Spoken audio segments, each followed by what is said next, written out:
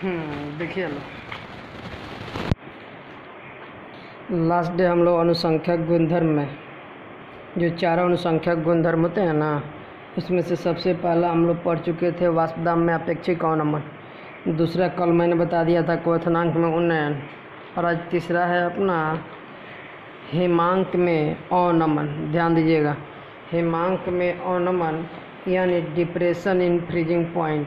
ध्यान देना है, डिप्रेशन इन फ्रीजिंग पॉइंट, ये कोई दिक्कत नहीं है इसमें। सबसे पहले देखिए हिमांक, ये जो टॉपिक दे रहा है हम लोग का क्या, हिमांक। हिमांक मतलब क्या होता है भाई, पहले आपको पता है हिम मतलब बर्फ़। ओके, जब भी बर्फ़ मतलब किसी द्रव का मतलब जल का ठोस रूप, यानी जब कोई द्रव जो होता है ठोस रूप में कन्वर्ट हो जाता है उसको हिमीकरण कहते हैं। क्या भाई, तब बताइए जल का बर्फ़ में बदलना हिमीकरण कहलाता है ना। और यहाँ अवनमन, अवनमन मतलब होता है कमी। क्या होता है, कमी। ध्यान रखिएगा, अवनमन मतलब होता है कमी। तो यहाँ हिमांक में अवनमन यानी कि जो फ्रीजिंग पॉइंट है उसमें क्या कमी होती है, कैसे कमी होता है, उसी के बारे में पढ़ना है हम लोग को। ध्यान देना है। सबसे पहले हिमांक में अवनमन हमारा टॉपिक है, उसमें मैंने हिमांक बताने का प्रयास किया। वैसे तो जनरली हम सब जानते हैं कि वह ताप जिस पे कोई द्रव पदार्थ ठोस में परिवर्तित हो जाता है, क्या भाई हो जाता है, उसको क्या बोलते हैं, उस द्रव का हिमांक बोलते हैं। हालांकि ये टेम्परेचर जो है ना उसके हिमांक से कुछ अधिक का होता है, इसलिए ये डेफिनेशन 100% सत्य ना है। तो सत्य क्या होगा भाई, ध्यान से सुनिएगा। हिमांक क्या होता है, वह ताप, क्या मैंने बोला, वह ताप यानी कि हिमांक भी एक टेम्परेचर है जिस पर किसी द्रव का वाष्प दाब, आपको पता है वाष्प दाब के बारे में, उसके ठोस अवस्था के बराबर हो जाता है। तो ठोस अवस्था के क्या, तो आप लोग डिग्री पढ़ते हैं तो तुलना समान से किया जाता है, सब्जेक्टिव का सब्जेक्टिव, ऑब्जेक्टिव का ऑब्जेक्टिव। तो यानी कि यहाँ द्रव का वाष्प दाब का तुलना उस ठोस के वाष्प दाब से किया जा रहा है।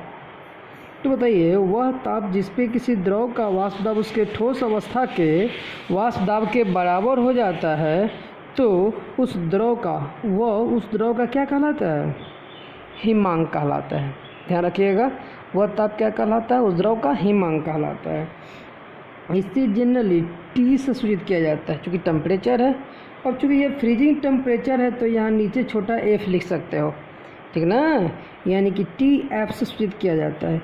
यदि यही विद्यार्थी किसी शुद्ध द्रव का होता तो हम लोग यहाँ पे T डिग्री F बोल देते। ध्यान दीजिएगा, शुद्ध द्रव का जैसे मान लीजिए कि जल का निकालते तो जल के हिमांक को T डिग्री F बोल देते। जल के लिए 0 डिग्री सेल्सियस होता है ना बहादुर, याद है ना आपको कि जल का हिमांक कितना होता है, 0 डिग्री सेल्सियस। और ये TF सॉल्यूशन के लिए किसी विलयन का हिमांक क्या लिखेंगे, TF। ओके, अब बताओ विद्यार्थी, तो हिमांक का जब संकेत आपको पता चल गया तो उसका मात्रक क्या होगा विद्यार्थी, तो आपको पता है कि टेम्परेचर का मात्रक या तो डिग्री सेल्सियस होगा या फिर केल्विन होगा। क्या होगा, केल्विन होगा। ओके, नेक्स्ट ध्यान दीजिएगा, अगला है हिमांक में अवनमन। तो आपको पता है हिमांक में अवनमन का मतलब होता है कमी। तो भाई कमी कैसे होता है, तो ध्यान से देखिएगा, जब किसी द्रवीय विलायक में, द्रवीय विलायक जैसे मान लीजिए जल है, अवाष्पशील विलय मिलाया जाता है, जैसे मान लीजिए चीनी हुआ, ग्लूकोज हुआ या नमक हुआ, जब इन्हें मिलाया जाता है तो जो विलयन प्राप्त होता है उस विलयन का हिमांक क्या हो जाता है, घट जाता है। क्या हो जाता है, घट जाता है। इसको समझने के लिए आप समझ सकते हो ऐसे एग्जांपल लेकर के कि मान लीजिए कि यह द्रव पदार्थ है, अब इसमें एक निश्चित टेम्परेचर पे कुछ अणु वाष्प में परिवर्तित हो रहे होंगे। जब इसमें हम अवाष्पशील विलय मिला देंगे विद्यार्थी, तो स्वाभाविक है कि कुछ अवाष्पशील अणु उसके ऊपरी सतह पे भी आ जाएंगे, जिससे वाष्प में परिवर्तित हो रहे अणुओं की संख्या घट जाएगी कि नहीं घट जाएगी, डेफिनेटली घट जाएगी। और हमें पता है कि ठोस पदार्थों का वाष्प दाब निम्न ही ना होगा जी। तो यहाँ हम लोग जब अवाष्पशील विलय को मिलाए तो उसके वाष्पशील अणुओं की संख्या घट गई, यानी वाष्प में परिवर्तित हो रहे अणुओं की संख्या घट गई, तो वाष्प दाब घट गया, तो जल्दी से इसका वाष्प दाब ठोस अवस्था के वाष्प दाब के बराबर हो जाएगा कि नहीं। जितना जल्दी बराबर हो जाएगा बस वही चीज़ कहलाएगा उसका क्या, हिमांक। तो विद्यार्थी देख रहे हैं कि यहाँ पे कमी हो जा रही है, तो इस कमी को हिमांक में क्या बोल देंगे, अवनमन। ध्यान सुन लीजिए, जब किसी द्रवीय विलायक में अवाष्पशील विलय को मिलाया जाता है तो प्राप्त विलयन का हिमांक, प्राप्त विलयन का हिमांक विलायक के हिमांक से कम हो जाता है। क्या होता है बाबू? कम हो जाता है, ठीक ना। बस हिमांक में यह कमी हिमांक में क्या कहलाता है? अवनमन कहलाता है, जिसे डेल्टा टी एफ से सूचित किया जाता है। अब बताइए, यहाँ भाषा से स्पष्ट है कि विलायक का हिमांक ज़्यादा होता है कि विलयन का? तो आप बोलेंगे सर डेफिनेटली दिख रहा है कि यहाँ विलायक का हिमांक ज़्यादा है। तो विद्यार्थी यहाँ पे आप विलायक का हिमांक ज़्यादा है, तो मैंने बोला था शुद्ध पदार्थ के हिमांक को डेल टी डिग्री एफ बोलेंगे ना, माइनस विलयन के हिमांक को क्या बोल देंगे? टी एफ बोल देंगे। ध्यान रहेगा, ये टी डिग्री एफ क्या है विद्यार्थी, और ये डेल्टा टी एफ क्या है? हिमांक में अवनमन। टी डिग्री एफ क्या है विद्यार्थी? तो शुद्ध हिमांक, शुद्ध हिमांक। और ये टी एफ क्या है विद्यार्थी? तो सिर्फ विलयन का हिमांक है। चलिए नेक्स्ट देखिए तो ध्यान से बाबू, इसमें कुछ नहीं है, ये पूरा का पूरा क्वथनांक में उन्नयन की तरह है, इसलिए इस पर ज़्यादा मैंने समय देना उचित नहीं समझा। देखिए ध्यान से, हिमांक में अवनमन संबंधी राउल्ट का नियम, तो जस्ट आप उसको याद कर दीजिए कि क्वथनांक में उन्नयन संबंधी राउल्ट का नियम आप पढ़े थे। कितने नियम दिए थे? 2।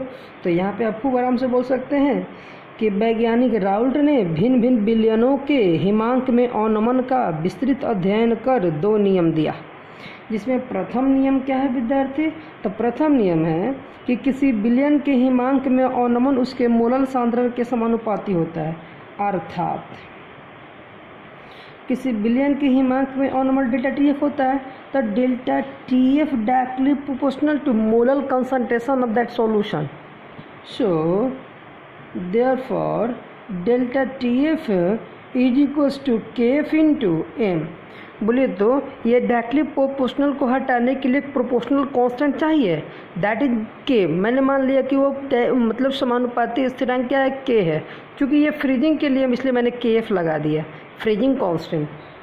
बताइए, इसी को हम बोल देते हैं कि जहाँ के एफ क्या है, तो बोल देते हैं कि जी सर ये है मोलल अवनमन स्थिरांक, मोलल अवनमन स्थिरांक, जिसे क्रायोस्कोपिक स्थिरांक भी कहते हैं। नेक्स्ट चलिए देखिए ध्यान से बाबू, दूसरा नियम क्या कहता है? हम कल की तरह जो आप क्वथनांक में उन्नयन पढ़े थे उसी तरीके से दूसरा क्या कहता है कि 2 भिन्न भिन्न विलयनों के हिमांक में अवनमन समान होता है यदि उनका मोलल सांद्रण समान हो, यानी कि समान मोलल सांद्रण वाले 2 भिन्न भिन्न विलयनों के हिमांक में अवनमन भी समान होता है, ठीक ना। यानी कि यदि 2 विलयन हैं जिनका मोलल सांद्रण m1 और m2 है, ये दोनों मोलल कंसंट्रेशन यदि इक्वल है, तो इनके क्वथनांक में उन्नयन delta T B 1 is equals to हो जाएगा डेल्टा टी बी 2। ध्यान रखना है हम लोगों को। अब विद्यार्थी, ये मोलल अवनमन स्थिरांक क्या है, इसका मात्रक लिखे। तो अभी आपने पढ़ा है, क्योंकि राउल्ट के द्वितीय प्रथम नियम से कि delta T F is equals to K F into क्या है? एम। तो यदि आप एम का वैल्यू कितना पुट कर देते हैं? 1 पुट कर देते हैं। एम का वैल्यू 1 पुट करेंगे तो delta T F is equals to क्या हो जाएगा? के एफ। तो हम लोग बोल देंगे यहाँ से इकाई मोलल सांद्रण वाले किसी भी विलयन के हिमांक में जो अवनमन होता है उसे ही मोलल अवनमन स्थिरांक कहते हैं। ओके, मोलल अवनमन स्थिरांक याद रखिएगा बहादुर, क्वेश्चन ये पूछा जाता है अक्सर। मोलल अवनमन स्थिरांक क्या है भाई? तो बोल देंगे इकाई मोलल सांद्रण वाले किसी विलयन के हिमांक में अवनमन को उसका मोलल अवनमन स्थिरांक कहा जाता है। मोलल अवनमन स्थिरांक कहा जाता है। इसका मात्रक निकालेंगे तो कल की तरह ही। अब बताइए, यहाँ से आप के एफ का वैल्यू निकालेंगे तो K F is equals to delta T F बटा एम आ जाएगा कि नहीं बहादुर? डेल्टा टी एफ का आ जाएगा के, और इसका आ जाएगा क्या चीज़? मोल प्रति के जी आएगा, मोल प्रति के जी। अब ऊपर जाएगा तो विद्यार्थी भी नहीं हो जाएगा, केल्विन के जी प्रति मोल। ओके, यानी कि मोलल उन्नयन स्थिरांक और मोलल अवनमन स्थिरांक दोनों का मात्रक सेम है। तो विद्यार्थी, जब ये बात समझ में आ गया तो हम इसके आधार पर खूब आराम से प्रूफ कर सकते हैं किसको? कि मोलल अवनमन स्थिरांक अनुसंख्यक गुणधर्म है। कल की तरह ही प्रथम नियम से उठा दीजिएगा यहाँ से, क्योंकि delta T F is equal to K F into M, और यहाँ से आगे बढ़ जाइएगा। और उसी तरीके से ये वाला भी क्वेश्चन कल के वीडियो से निकल जाएगा आपका, जो क्वथनांक में उन्नयन है और अनुधार कैसे निकाला जाता था, तो याद है वाई बराबर क्या आएगा, तो डेल्टा पहले तो आएगा यहाँ पे के एफ बटा delta T F into x into 1000 बटा डब्ल्यू इन ग्राम। यही फार्मूला आपको प्रूफ कर लेना है कल वाले के हेल्प से, ठीक ना। वीडियो लंबा नहीं जाएगा, इतना पे ही रोक देते हैं, यही मार्क में ऑनर इतना पे ही ख़त्म हो जाता है। और जस्ट अब इसके बाद थोड़ी देर में बाबू ऑब्जेक्टिव के लिए सोच करके क्वेश्चन मैं लिखता हूँ इस चैप्टर का, और आपके लिए जस्ट 2 घंटे के अंदर अंदर ऑब्जेक्टिव का वीडियो अपलोड कर देता हूँ। ओके, आज हिमांक में ऑन नंबर समाप्त कीजिए, नोट्स बनाते चलिए। थोड़ा सा अभी सुविधाओं की कमी है, बिकॉज हम पटना में हैं, 26 तारीख से ही बच गए हैं यहाँ पे। तत्काल आप समझिए मजबूरी को, रेगुलर पढ़ाई करते रहिए। Okay, that's all. जय हिंद, जय भारत।